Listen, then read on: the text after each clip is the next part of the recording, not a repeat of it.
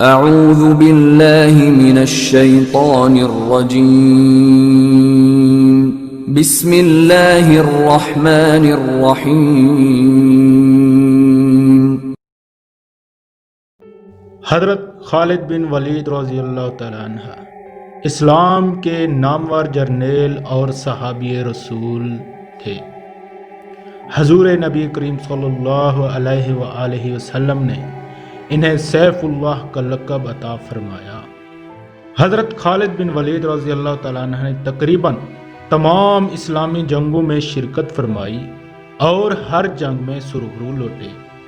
سپہ سالار اعظم کا جب آخری وقت قریب آیا تو وہ اپنے جسم پر زخموں کے نشانات دکھاتے تھے، اور جب وہ اپنی زندگی سے مایوس ہو گئے اور بچنے کی کوئی امید باقی نہ رہی تو فرمایا، افسوس میری ساری زندگی میدان جنگ میں گزری اور آج میں بستر مرگ پر جانوروں کی طرح ایڑیاں رگڑ کر جان دے رہا ہوں۔ اللہ اکبر۔